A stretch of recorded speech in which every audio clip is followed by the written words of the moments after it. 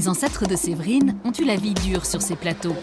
Ces éleveurs transhumants vivaient dans des bâtisses appelées burons.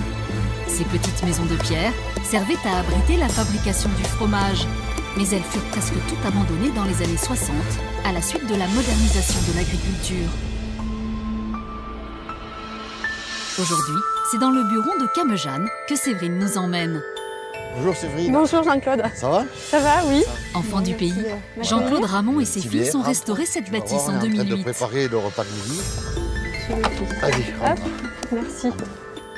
Alors les burons sur l'Aubrac, il y en avait 350 dans le temps. C'était quand même l'outil principal de travail des familles qui habitaient dans notre région. Puisque tu es une fille comme moi du pays, tu sais ce que c'est. Donc les aînés de la famille allaient travailler à l'âge de 8 ans pour aider aux parents à élever les petits frères et sœurs. Et leur travail était de rentrer les veaux quand les vaches avaient été traites, aller garder les vaches tout le jour dans la montagne, puisque les montagnes n'étaient pas clôturées. Oui. Les vaches montaient le jour de la transhumance, le 25 mai, jusqu'au 13 octobre, avec les buronniers. Tout le jour, ils suivaient les vaches. Ils suivaient les vaches pour pas qu'elles aillent chez les voisins. C'était un travail très très dur. Aujourd'hui, quand on voit le mode de vie qu'on a, on ne peut pas comprendre qu'un gosse de 8 ans, à l'époque, était capable de faire un travail comme ça. Et moi, je dis ça avec une grande émotion, parce qu'ils n'avaient pas d'imperméable de pluie. Quand il faisait mauvais, ils étaient tout le jour dehors, et ce qu'ils avaient de plus sec, c'était la langue. Les vaches de race Aubrac étaient les seules à pouvoir vivre sur ces terres arides. Avec leur lait, les buronniers fabriquaient un merveilleux fromage. Mélangé à la pomme de terre, il constitue le plat local le plus célèbre, l'aligot. Jean-Claude et son fils nous préparent un aligot traditionnel. Jean-Claude, quelles sont les proportions pour l'aligot? Alors les proportions sont de 400 grammes de tomes, 1 kg de purée. En fait, à la base, il faut faire une bonne purée, une belle purée. Une bonne purée. Alors la purée se fait à la demande de la pomme de terre. C'est-à-dire qu'on met de la crème en fonction de la demande que la pomme de terre boit. Dire qu'il faut 150 grammes de crème, 200 grammes de crème, on ne sait pas. D'accord, c'est en fonction de la texture de la pomme de terre. C'est la pomme de terre qui nous commande. C'est pas nous qu'on commande la pomme de terre. Comme jadis, la marmite est déposée sur un feu de bois. On ajoute aux pommes de terre, crème et fromage. Et il ne reste plus qu'à mélanger, avec une technique toute particulière qui nécessite un bon tour de bras. Il faut avoir le tour de main.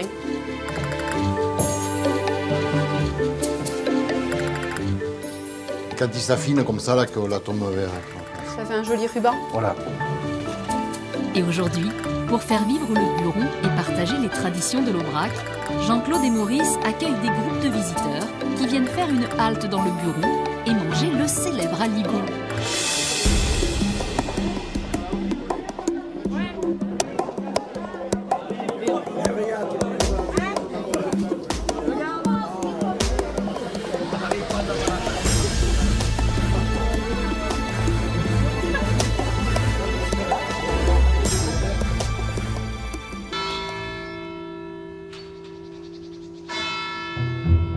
Et maintenant, Séverine nous emmène découvrir une autre grande spécialité connue dans le monde entier. Nous sommes chez elle, dans la petite ville de l'Aïole. Qui ne connaît pas ces célèbres couteaux? Vendus à l'international, ils doivent leur réputation à la petite abeille qui orne leurs manches. Comme il y a un siècle, les forges façonnent les lames de fer pour la fabrication des couteaux.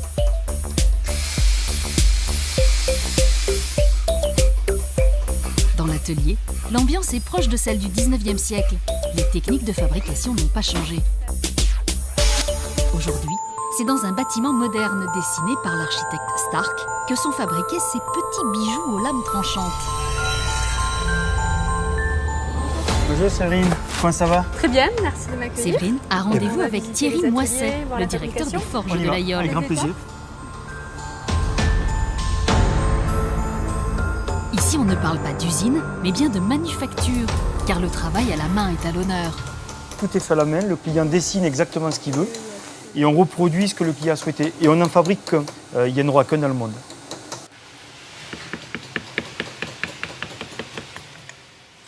Les ciselles, alors on dit qu'ils guillochent, le terme coutelier. Le En guillochage, donc c'est tout à fait. voilà, sa partie. C'est du ciselage. Et là, il peut sculpter des roses, il peut sculpter des coquilles Saint-Jacques. Voilà, Les manches des couteaux sont fabriquées dans des matériaux souvent étonnants. Donc, mettons, on va retrouver de la nacre. On va retrouver ici de la molaire de mammouth. Ici, on retrouve du corail rouge. Nous avons la chance de pénétrer avec Thierry dans les réserves des forges interdites au public.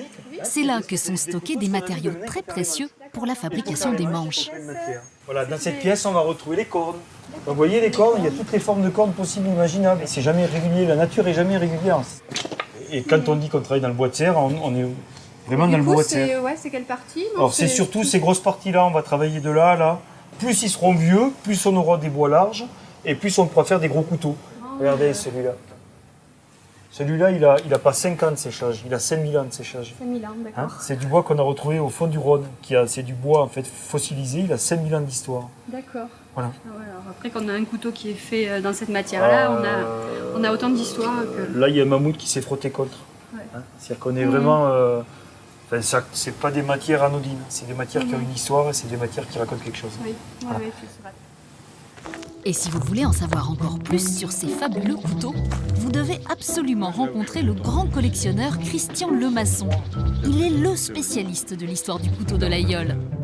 Nous passons par la célèbre rue du Valat, qui a abrité il y a un siècle les premières forges de l'Aïeul. Christian tient à nous montrer quelques pièces rares de son incroyable collection. Et là, on retrouve le couteau originaire, le couteau du paysan. Là, pas de décor. Oui, relativement simple. Ah, mais, très simple, oui. c'est un outil au départ.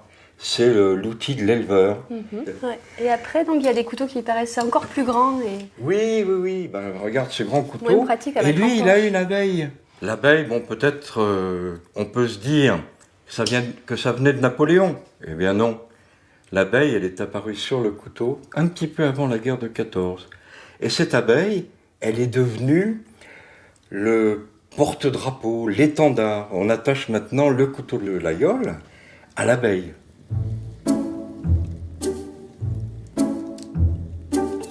Nous continuons notre visite sur les hauteurs de l'Aïeul. Et il faut se lever très tôt pour pouvoir entendre le brame du cerf. Séverine entre dans les bois avec l'un de ses amis, Bertrand Rénal. Il est accompagnateur en montagne et il sait comment approcher biche et cerf sans se faire repérer. C'est en automne que vous pourrez tenter d'approcher ces animaux craintifs et entendre ce chant d'amour. On va se poster à l'affût, quoi.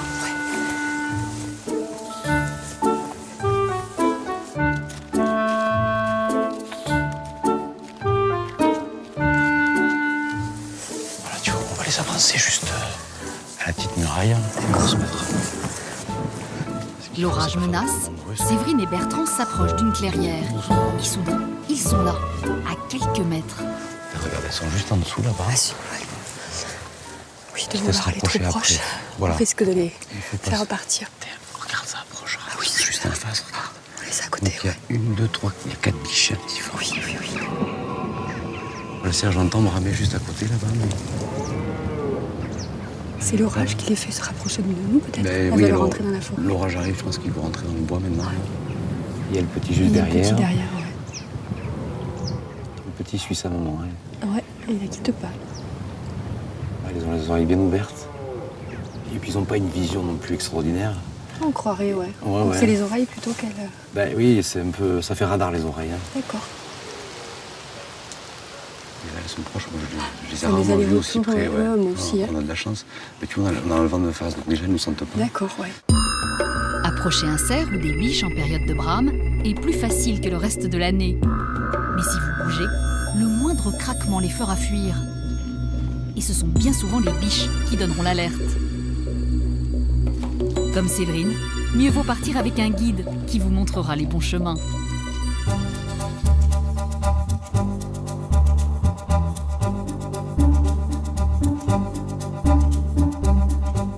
Le nom Aubrac n'est pas seulement donné aux vaches du plateau, c'est aussi un village. À 1300 mètres d'altitude, Aubrac est situé au carrefour de 3 départements, l'Aveyron, le Cantal et la Lozère. Un emplacement stratégique qui a écrit l'histoire du village. Nous retrouvons Marie-Claude David, propriétaire d'un hôtel. Elle tient à faire découvrir l'église à Séverine. Au Moyen-Âge, Notre-Dame des Pauvres avait une toute autre fonction. Accueillir et soigner les pèlerins en route vers Saint-Jacques-de-Compostelle et Jérusalem. Nous y voilà. On est ici dans la partie la plus ancienne de l'abbaye hôpital. D'accord, on est donc dans l'église Notre-Dame des Pauvres ici. Exactement. Alors il faut imaginer qu'ici, donc, il y avait des lits tout le long du mur. À l'intérieur de l'église, il y avait les malades alors. Voilà, mais c'était pas une église, c'était un hôpital. D'accord. C'est vraiment la vocation première. Marie-Claude nous explique que pour les pèlerins du Moyen-Âge, l'Aubrac était un passage redouté. Le climat était rude et les brigands nombreux. Alors, le premier seigneur du lieu décida au XIIe siècle de faire construire un hospice. Aubrac a été fondé par Don Adalard. Don Adalard était un homme riche et pieux, flamand, qui a fait le pèlerinage de Saint-Jacques et qui a été très choqué parce qu'en route, il a croisé une grotte où vivaient des brigands.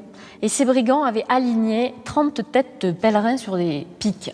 Donc, il était entouré de chevaliers, il s'est battu contre eux, il a gagné, mais il s'est dit qu'il fallait impérativement des chevaliers pour protéger les pèlerins qui faisaient le chemin de Saint-Jacques-de-Compostelle et pour protéger aussi les pèlerins qui descendaient jusqu'à Saint-Gilles et qui allaient jusqu'à Jérusalem. Donc, il fonde d'abord un ordre de chevalerie. Et puis, il s'aperçoit que les pèlerins qu'il reçoit, ils ont besoin de soins. Donc, il se dit que les seuls à pouvoir faire quelque chose, ce sont les religieux.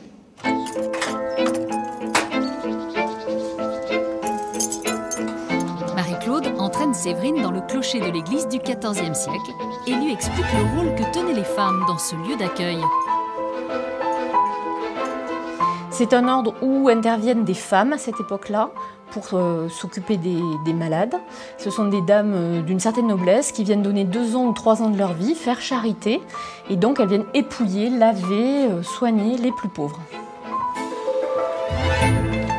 En montant un peu plus haut encore, Marie-Claude veut nous montrer ce qu'abrite le clocher. Ça y est, on est à côté de la fameuse cloche des Perdus. Écoute. Elle est appelée cloche des Perdus parce qu'on connaît les brouillards très denses du plateau d'Aubrac. Donc on sonne parfois la cloche à toute volée pour appeler les personnes les plus éloignées qui seraient perdues. D'accord, elle sert de repère sonore en fait pour, Oui, dans le brouillard ou dans la tourmente de neige. Exactement.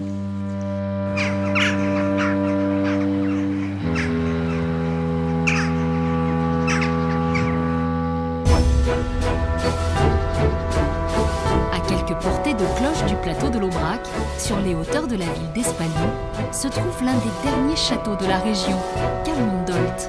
Juché sur un piton basaltique, cette sentinelle domine à la fois la vallée du Lot, l'Aubrac et les Causses. Son propriétaire, Thierry Plume, passionné d'histoire et de vieilles pierres, préserve avec amour les vestiges de ce château, dernier témoin d'un passé révolu. C'est lui qui nous accueille. Thierry a consacré sa vie à ce chantier. Il aime raconter le Moyen-Âge et les techniques de siège des châteaux forts. Cette machine donc propulse à plus de 120 mètres un boulet de 30 kg. Il sait tout sur l'histoire de ce château. Et devant ses visiteurs, accompagnés par des bénévoles, il remet en scène l'histoire guerrière de Calmondolt. Nous allons maintenant faire un léger repli stratégique de 3 ou 4 mètres pour ne pas être heurté par les cordages. 3, 2, 1, go!